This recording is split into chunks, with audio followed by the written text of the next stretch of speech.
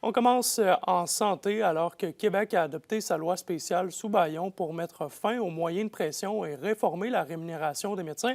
Olivier, il y a une certaine partie de leur salaire qui est désormais liée à leur performance. Oui, absolument, Andréi. La mesure adoptée par le gouvernement fera en sorte qu'ils devront maintenant donner 17,5 millions de rendez-vous par an. De leur côté, les spécialistes devront, eux, réaliser 97 de leur chirurgie dans un délai de 12 mois. Tout ça dans le but que la population puisse donc avoir accès à certains spécialistes, surtout dans un contexte où des milliers de Québécois n'ont toujours pas de médecin de famille. Par ailleurs, je suis allé rencontrer ce matin la population pour savoir ce qu'ils en pensent de cette mesure et disons que ça reçoit quand même un accueil mitigé. C'est des décisions dures à prendre pour le gouvernement, mais c'est des bonnes décisions. Il faut que les médecins voient plus de patients pour qu'on soit tous soignés. Là. Et je trouve que c'est des promesses qu'ils nous font depuis plusieurs années. Nous autres, on n'a plus de médecin de famille, mais on n'est pas de Rouen, on est d'Amos. Oui. Vous avez plus de médecin de famille du tout? Ça fait 2 ans. Pas moyen d'en avoir un non plus. Puis est-ce que vous espérez qu'avec cette loi-là, d'être en mesure d'en avoir un? Ça ne changera pas grand-chose. Moi, on y croit pas bien, bien. Je sais pas.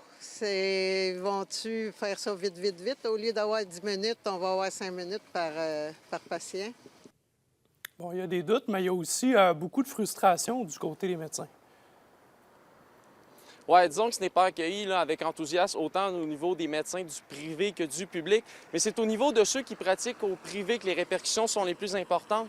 On parle, Andréi, de perte de 40 à 50 de revenus en raison de cette nouvelle mesure, ce qui fait en sorte que les médecins qui pratiquent dans des cliniques privées verront leur clinique perdre énormément d'argent, en plus de possiblement voir des médecins quitter la pratique au Québec pour s'en aller vers l'Ontario.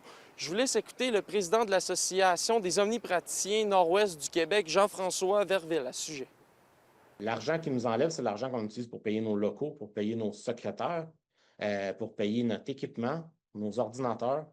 Il n'y a pas rien de ça qui est fourni par le gouvernement. C'est nous qui les payons de nos poches parce qu'on ne travaille pas dans les hôpitaux. C'est différent pour ceux qui travaillent dans un établissement, mais pour ceux qui travaillent dans une clinique privée comme moi, je ne sais pas comment on va faire pour arriver.